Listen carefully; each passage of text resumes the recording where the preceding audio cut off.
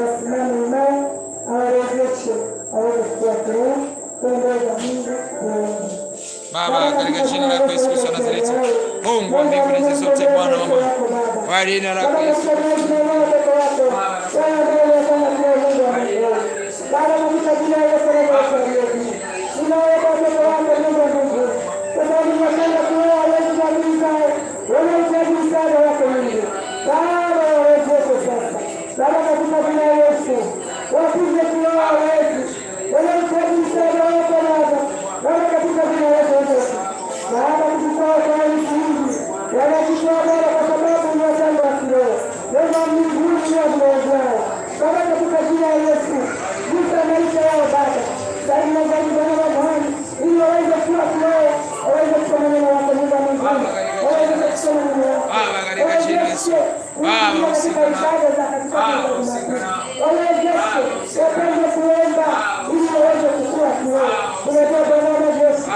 Neno lako ni sawa juu yetu. Neno lako ni sawa maisha yetu.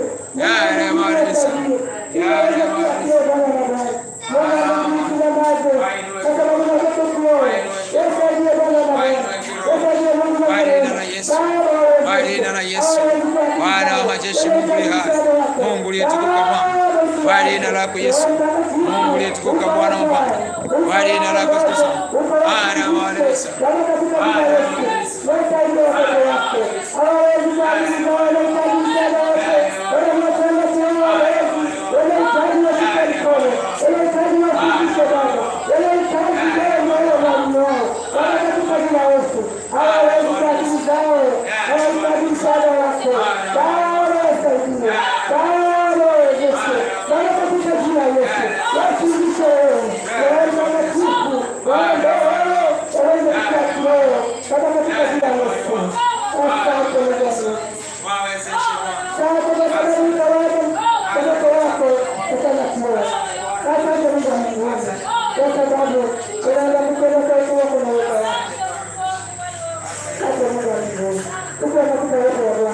Tuliyokwenda kulikuwa nao wengi mahali hapa ambao wameokoka, lakini shetani amewavuta na kuwauzisha yeye.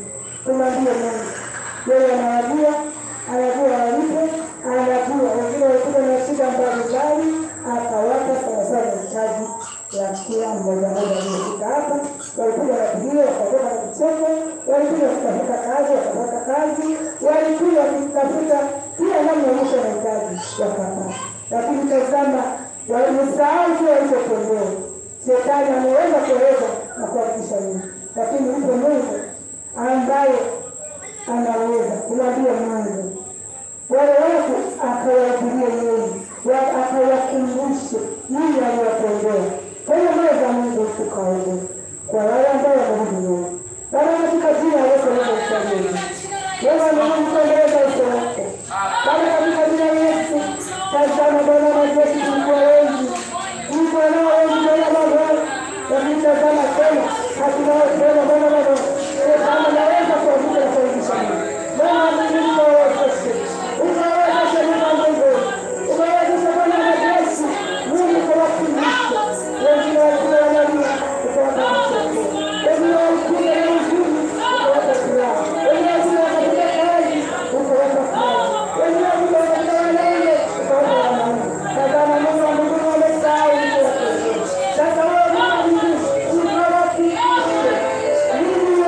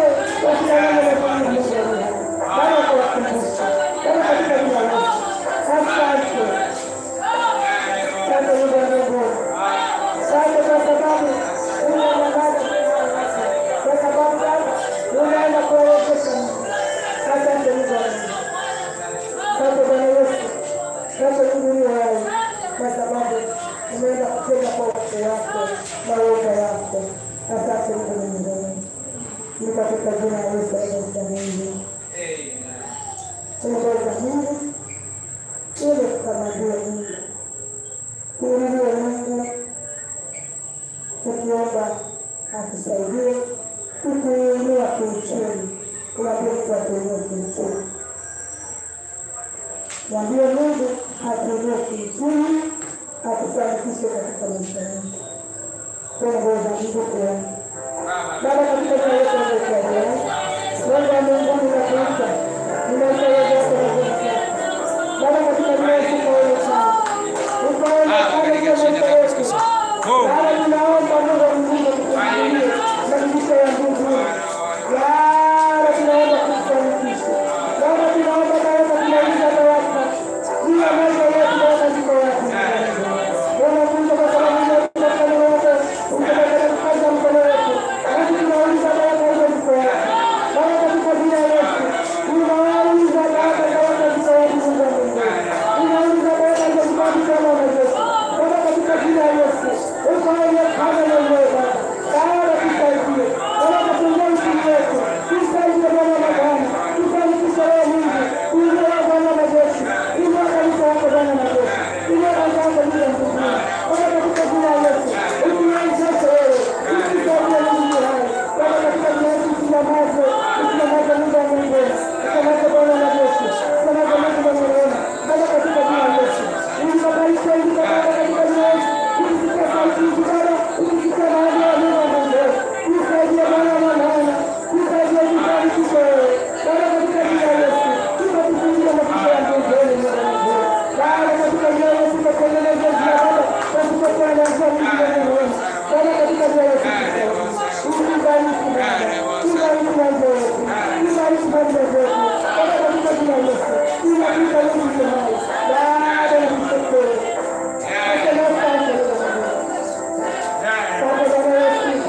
Asante Baba.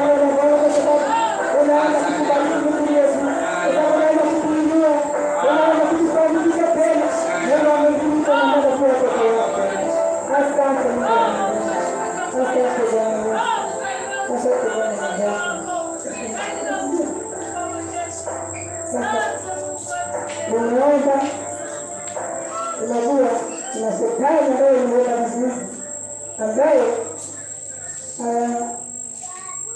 ana lengo la kuzuia majibu ya maombi yako. Sasa tutapambana na huyo shetani asiweze kuzuia majibu yako. Lazima tulizoomba, tunaamini kwamba tunaondoka nayo na majibu yetu wakati huu, na saa hii tunaondoka na majibu yetu. Kufanya huyo shetani asiweze kuzuia majibu yetu. Kwa jina la Yesu Kristo. Katika jina la Yesu nakuja mbele zako.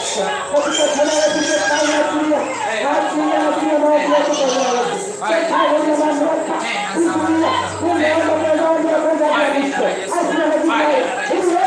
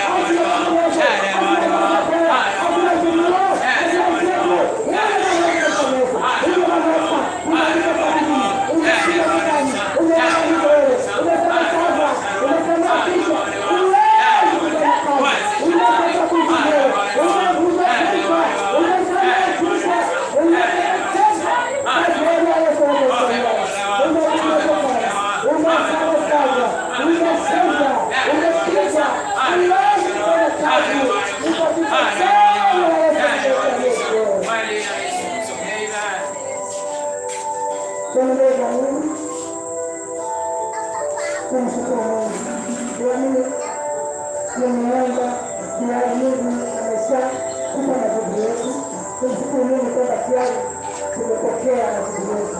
Tunaomba Mungu tukamshukuru Mungu kama jibu yetu. Baba, katika jina la Yesu tunasema Baba, tunasema asante kwa wewe wako na kuomba. Tunasema asante. Tunasema tunaanza na wewe kwa sababu ya kazi ya mwisho. Wewe tunasema asante kwa kuona jibu yetu. Bwana tukushukuru Mungu wa Mungu. Bwana tunakuinua. Tunasema asante kwa kuona jibu yetu. Nenda kushukuru Bwana. Ndio yeye. Nani aliye kama Bwana Baba? Ili kwa sababu chako cha kipekee sana kutukufu. Kwa ajili ya jibu yetu. Bwana katika jina la Yesu.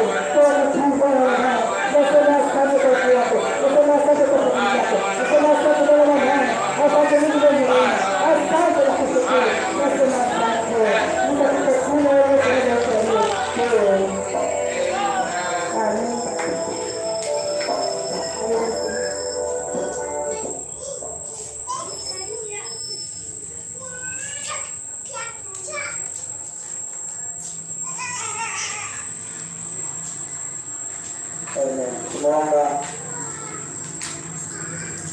kwa sababu bado tunao muda na watu wengi wanashikana kuelewa sio vibaya.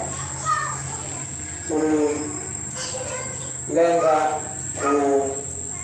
kulisema neno la Mungu la kichwa mara neno hilo tutalisema kwa ndani kwa marefu na mapana kwa neno la Mungu siku ya Jumapili kwa maronga ya kibali hicho. Neno ambalo tunataka kulisema, Mungu wetu ni moto ulao. Mungu tunamtumikia ni moto ulao. Na ni moto kimsingi ambao hauonekani. Ni kama wakati wa Elia alipoagiza moto, watu walikuwa hawajui moto huo. Watu walikuwa hawajui moto. Katika Kumbukumbu la Torati sura ya 4 mstari wa 24. Kumbukumbu la Torati sura ya 4 mstari wa 24. Kumbukumbu la Torati 4:24. Biblia inasema, kwa kuwa Bwana Mungu wenu ni moto ulao. Ni moto ulao. Mungu mwenye wivu. Ni moto ulao. Mungu tunamtumikia, tutajifunza kwa ndani kwa marefu na mapana. Watu wengi tunapomzungumza Mungu aliye hai, tunapomzungumza Mungu wa kweli, mara nyingi anakuwa haeleweki, anakuwa anaonekana kama hana lolote, hana chochote. Ni kwa nini? Ni kwa sababu haonekani. Tuko sawa? Ni kwa sababu haonekani. Hata Elia alipoagiza moto kutoka mbinguni, ulikuwa ni moto ambao uliwahi kuonekana. Kwa hiyo akaamuru utoke kule ambapo upo ushuke. Kimsingi aliyeshuka alikuwa ni Mungu, anaitwa moto ulao. Sasa hatuna budi kufahamu, tunapokuwa na matatizo mbalimbali tunapomwita Mungu, kimsingi tunamwita Mungu ashuke kama moto unaotafuna, consuming fire, Kiingereza nasema hivyo. Uje kama moto unaotafuna, moto unaoteketeza. Na huo moto unateketeza chochote kilicho kinyume na Mungu. Unateketeza chochote kilicho kinyume na Mungu. Katika Waebrania sura ya 12 mstari wa 29, neno hilo limejirudia ambalo nilisoma katika Kumbukumbu la Torati 24. Torati 24 linajirudia neno hilo katika Waebrania sura ya 12 mstari wa 29. Neno linasema, maana Mungu wetu ni moto ulao. It's a consuming fire. Ni moto unaoteketeza. Ni moto unaotafuna. Haijalishi shida iko ya kiwango gani. Na hii kumbuka, Mungu yuko juu ya yeyote. Kwa sababu Mungu yuko juu ya chochote, yuko juu ya yeyote. haijalishi ni mkubwa wako, haijalishi si ni bosi wako, haijalishi si ni nani anayemuonevu, anayekuumiza. Mungu anaitwa ni moto ulao. Akishuka mahali popote palipo kwa Mungu, yeye anapasawazisha. Ana nguvu hizo, ana mamlaka hiyo. Lakini ni Mungu anayejificha. Maana yake ni Mungu asiyefahamika sana kwa watu. Mungu aliye mbinguni, watu hawamjui. Akitaka kufanya sasa mambo, maana yake anashuka, watu wanaona uwezo wake. Luka sura 3, tulifunga siku moja hapa. Luka sura 3 mstari wa 5 mpaka mstari wa 6. Luka 3:5 mpaka 6. Kila bonde litajazwa. Bonde maana yake ni upungufu. Ndani mwako naona kuna mapungufu, kuna kukwaya, kuna vitu fulani havijatimia. Kila bonde litajazwa, kila mlima na kilima kitashushwa. Kila mlima na kilima, chochote kile ambacho kinaonekana kinainuka kwenye maisha yako, kinainuka kwenye ndoa, kinainuka kwenye afya, kila mlima inazungumzia chochote kinachosimama na kukinga kuona au kwenda upande wa pili. Ni mgonjwa, auoni upande wa pili ili uweze kuona afya, ili uweze kuona kufunguliwa. Ni maskini, uone upande wa pili wa utajiri. Una mikosi, si balaa, takataka zozote zile, nyote vinasimama kama mlima au kilima. Maandiko yanasema kilima kinashushwa. Kinashushwa na nani? Na consuming fire, na moto ulao. Moto ukishuka unateketeza na kusawazisha chochote kilichoharibika, chochote kilichoinuka kwako. Kila bonde litajazwa na kila mlima na kilima kitashushwa. Palipopotoka patakuwa pamenyoka.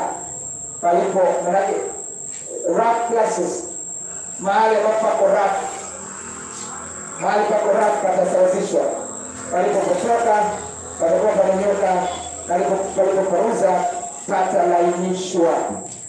Na watu wenye mwili watauona wokovu wa Mungu. Sasa nakumbushwa liko ombi ambalo hatujaliomba, na neno hili Mungu aliye moto ulao, wa ndani kwa marefu na mapana, wa neema ya Mungu. Tulifunza siku ya Jumapili, tutaweza kuona kwa marefu jinsi Mungu alivyo moto.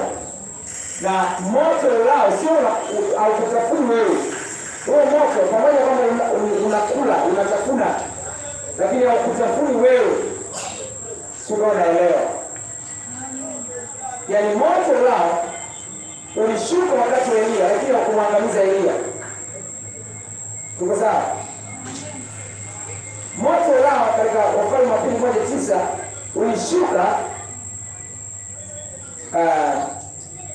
kwenye akili Wafalme wa Pili, Wafalme wa Kwanza.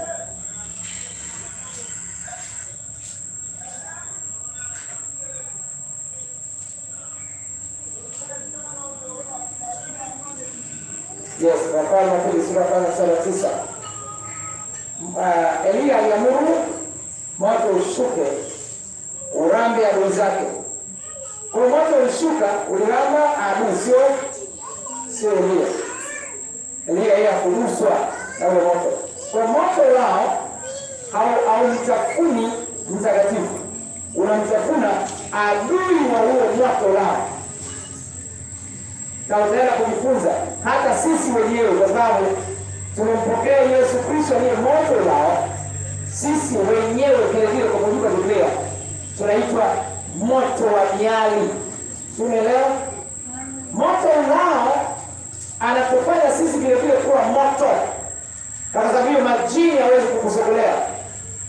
Ndio maana unaweza kuwa na urafiki, unaweza kuwa na mazungumzo mazuri tu na jirani ambaye ni mwanga au mganga wa kienyeji, lakini baada ya muda utaona ugonjwa unatokea. Kwa nini?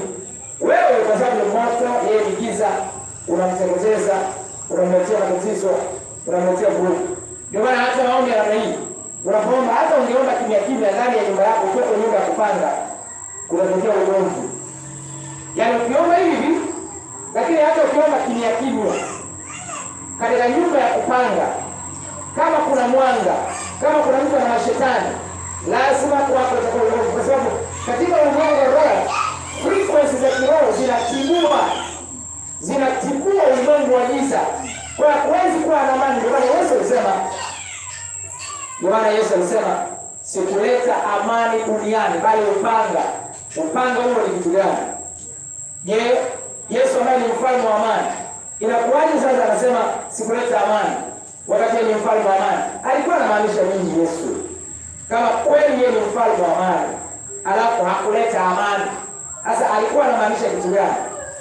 Kama yeye ni kweli mfalme wa amani.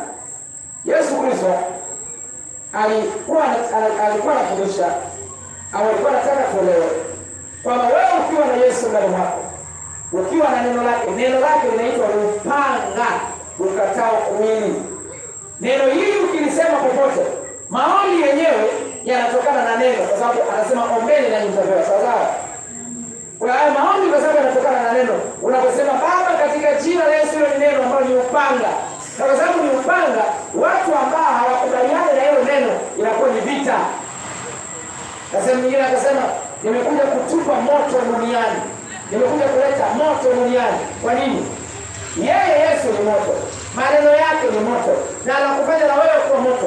Yoyote anayezungumza na kuwa moto. Na kwa sababu hiyo, hilo unachofanya, hilo unachoomba, mwenendo wako, maisha yako yanakuwa ni moto wa adui, yanakuwa ni moto.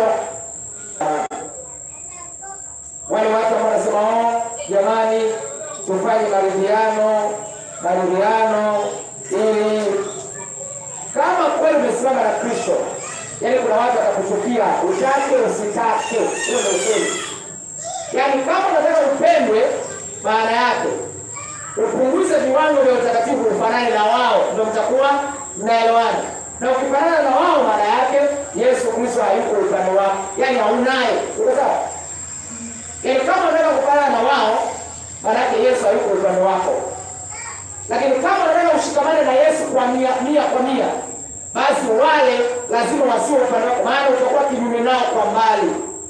Na huyu kinyume nao kwamba unawatukana, au kinyume nao kwamba unagombana nao, bali wewe kuwa karibu na Kristo, moto wako unakuwa ni mkali zaidi, maana yake unawaletea shida, unawaletea vurugu. Na kwa sababu hiyo wao ndio watakuchukia, sio wewe utawachukia wao, hapana. Maana sisi hatuna chuki na yeyote. Tuko sawa? Sisi hatuna chuki na yeyote, hatugombani na yeyote, bali wao ndio watagombana na wewe, sio wewe utagombana na wao. No. Tuko pamoja.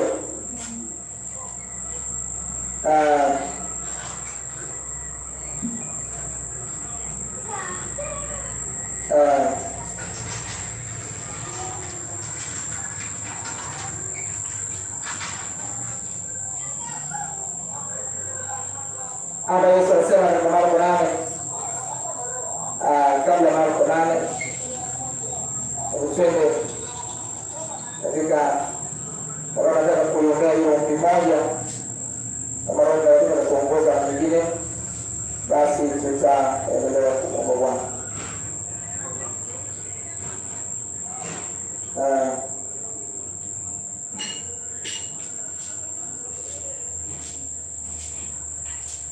Luka sura ya 14, Luka sura ya 14,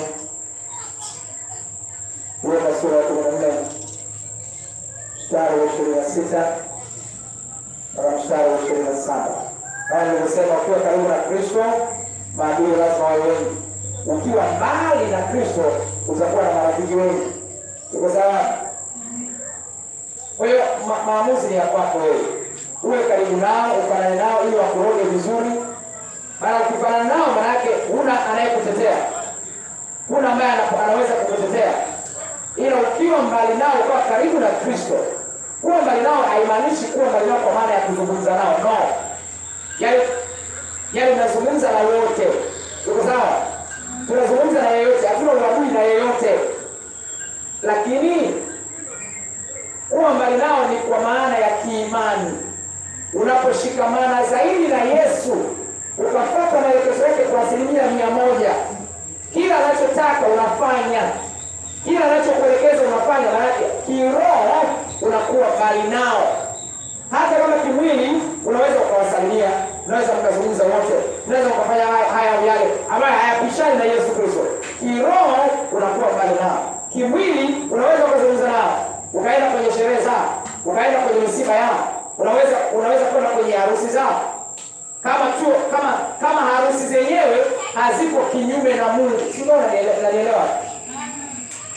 Maana yake Biblia ndoa ni moja tu. Harusi ilikuwa haiko Biblia, haiko sawa. Sasa maana yake huyo mwanaume aliwahi kuwa na mke huko nyuma, kaacha kaoa. Biblia huyo mke wa pili, si wa tatu, wa nne, kama mke wake wa kwanza yuko hai, hizi wao wengine wote sio ndoa, ni uzinzi yote. Sio sawa? Sasa kaacha mke wa kwanza, mke wake yuko hai, kaoa mwingine, Biblia ni uzinzi. Kaacha sio na huyo, kaoa mwingine. Sasa huyo ndugu akawa sasa anafanya harusi, na tukawa hatujui kwamba huyo mke ambaye anaenda kuolewa sio mke wa kwanza, ni mke wa pili, sio wa tatu, anajua mwenyewe. Sasa huyo ndugu alipoalikwa katika harusi, unajua kilichotokea? Alianza kuumwa vibaya mno, yaani aliumwa kweli, na aliporudi nyumbani kapona bila dawa. Tafsiri yake ni Mungu ndiye alikuwa anakumbusha kwamba ndoa hii haikuwa sawa, na mara baada ya na hata sasa washaachana. Sio, unaelewa? Hivi unajua, niliwafundisha kule nyuma kwamba wakati mtu anapoachana sana, aidha na mume au na mke, ndivyo, yaani kwa mfano mimi nimeoa, mke nilionaye ndio mke huyo nilionaye, sawa, na mke mmoja. Sasa mke nilionaye nikiachana naye, sawa, kisaikolojia ninakuwa na uwezo wa kukaa na mwanamke bila kuachana naye kwa 90%. Nikiachana naye tena huyu maana kwanza niliachana naye, sawa, nikaoa mwingine, huyu mwingine na 90% za kukaa naye. Niko sawa? Na sio 90%. Nikiachana na huyu nikaoa mwingine, nakuwa na 80% za kukaa naye. Nikioa mwingine, na kwa kadiri ninavyoacha ndio nakuwa na kiwango cha kukaa na mke kinavyoshuka. Sio, umeelewa? Yaani itafika hatua hutaweza kukaa na mke yoyote duniani. Ndio maana wewe utasema umeoa mke wa kwanza, ukaachana naye, umeachana naye, huyo mke kaondoka, si ndio? Ukaanza kuambia watu, yule mwanamke alikuwa anajisaidia kitandani, vyovyote unavyosema utamsikilizia chochote unachojua wewe. Haya, ukaamua ukabeba mwingine, ungaje Biblia ni uzinzi, ukabeba mwingine, sisi tunakuangalia. Wa pili tena, huyu sio anaye, ukaacha, ukabeba mwingine. Watatu, wewe ndio una matatizo, wewe ndio una shida. Yaani haiwezekani wanawake wote hao. Kwa hiyo sasa, kwa kadiri ni wao nasema, wewe kama mwanadamu una mapungufu. Yaani wewe una mapungufu kwa mwanadamu mwenzako. Kwa hiyo mke yoyote ana mapungufu kwa mumewe, na mume yoyote ana mapungufu kwa mkewe. Yaani uweze kujifanya kama mimi ndio mwanaume basi sina kosa, wewe unakuwa ni taira tu kichwani. Unakuwa na matatizo ya akili. Ndio kweli. Hakuna mtu yoyote ambaye hana mapungufu kwa mwenzake. Ni lazima kila mtu amchukulie nani mwenzake. Wewe una mapungufu, lazima maneno haya mawili yazingatiwe. Habari ya kushuka, mimi ni mwanaume siombe msamaha, wewe kichaa una akili timamu, unakuwa na shida. mimi siwezi kuomba msamaha, nitaonekanaje? Kwani ukiomba msamaha ndio unakuwa mwanamke? Ndio unakuwa mwanamke. Watu wengi hawajui hii elimu. Kwa sababu watu wengi hawajui hii elimu. Hawajui mwanamke akiomba msamaha anakuaje. Yaani baada ya kuomba msamaha anakuaje? Hawajui. Yesu anasema kwamba kila mtu ambaye anataka kunifuata abebe msalaba wake anifuate. Tuko pamoja? Tuko pamoja? Luka 14:25 mpaka 27 maandiko yanasema. Makutano mengi walipokuwa wakifuatana naye, aligeuka akawaambia, kama mtu akija kwangu naye amchukii baba yake. Neno hamchukii baba yake katika Kiingereza ni to love less. Kumpenda kidogo kuliko kumpenda Yesu. Maana yake hakuna namna inayowezekana kwamba uwapende watu wote kwa ngazi moja. Sio kama mnanielewa hapo. Kwa maana yake kama unasema nampenda Yesu, na unasema nampenda baba, nampenda mama, nampenda mwanangu, maana yake mwanao mpende kidogo kuliko kumpenda Yesu. Maana Yesu apende zaidi. Kikanuni yule anayempenda zaidi ndio una uwezo wa kumsikiliza zaidi. Kwa sababu ndio maana wale watu wanasema, mimi nina mke zaidi ya mmoja, ninawajali wote sawa sawa. Uongo, ni utapeli wa mchana kwetu. Haiwezekani kwa namna yoyote kuwa na wanawake zaidi ya mmoja alafu wote wapende sawa sawa. Hilo jambo halipo. Lazima kuna mmoja atapendelewa. Kwa sababu nafsi Mungu alipotengeneza moyo wa mwanadamu, alipo design, hauwezi kujigawanya. Hilo jambo haliko. Kwa hapa anasema kama mtu akija kwangu naye amchukii baba yake, maana yake hampendi kidogo baba yake kuliko mimi. Kwa sababu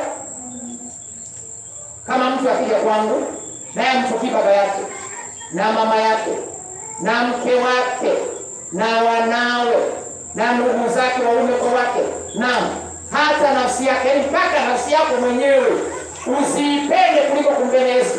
Yaani kiwango cha kuipenda iwe chini kuliko Yesu Kristo. Na kama unampenda Yesu, maana unatii maelekezo yake. Sio sawa?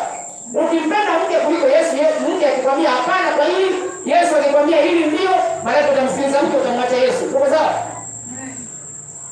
Mstari wa 27 akasema mtu yeyote, kama nirudie 26, kama mtu akija kwangu naye amchukii baba yake na mama yake na mke wake na wanawe na ndugu zake waume kwa wake na hata nafsi yake mwenyewe, hawezi kuwa mwanafunzi wangu. Mtu yeyote asiyechukua msalaba wake na kuja nyuma yangu hawezi kuwa mwanafunzi wangu. Amen. Kwa hiyo sasa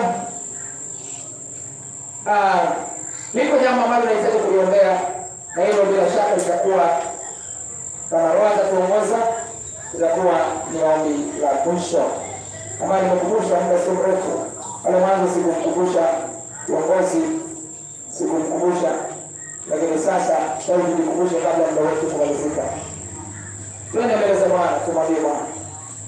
Mwanzo nilisema tuongeze kiimani, lakini sasa tunamwomba Bwana atuongeze kiidadi.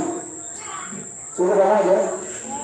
Tuongeze kiidadi. Kwa nini? Kwa sababu tuna project iko mbele yetu ya kupanda makanisa kwenye miji na vijiji vyote.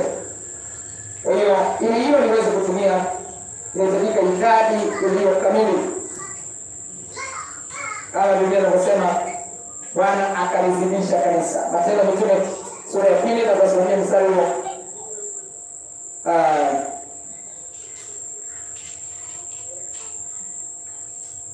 Mstari wa 3 mpaka mstari wa 7. Kila mtu akaingiwa na hofu, ajabu nyingi na ishara zikafanywa na mitume. Na watu waliamini walikuwa mahali pamoja, hakuwa na vitu vyote shirika. Watu wauza mali zao na vitu vyao walivyokuwa navyo na kuangalia watu wote kama kila mtu alivyokuwa na haja. Na siku zote kwa moyo mmoja walidumu ndani ya hekalu, wakimega mkate nyumba kwa nyumba na kushiriki chakula chao kwa furaha na kwa moyo mmoja, wakimsifu Mungu na kuwapendeza watu wote. Bwana akalizidisha kanisa. Kiingereza anasema the Lord multiplied. Multiply ni tofauti na adi. Adi maana yake ni kujumlisha, multiply ni kuzidisha. Kujumlisha maana yake 1 jumlisha 1 2. Kuzidisha ni 2, 3 jumlisha 3 ni 6. Lakini kuzidisha 3 mara 3 inakuwa ni. Kwa hiyo hapa Bwana akalizidisha, maana yake ongezeko lilikuwa la kupita kawaida. Kuzidisha ni 1 anakuja na 1. Watatu anakuja na 1 wanakuwa 6. Lakini ile watatu wanakuja na watatu wenzao. Tuko sawa? Mmoja anakuja na watatu, mmoja anakuja na watatu, mmoja anakuja na watatu. Wanakuwa 9. Na ukijumlisha na wale watatu wanakuwa 12. Bwana akalizidisha kanisa kwa wale waliokuwa wakiokolewa. Sio kwa wale waliokuja katika ibada. Kuja katika ibada kufanya mtu kuongeza kanisa. Kanisa linaongezeka kwa watu kuokoka. Kwa hiyo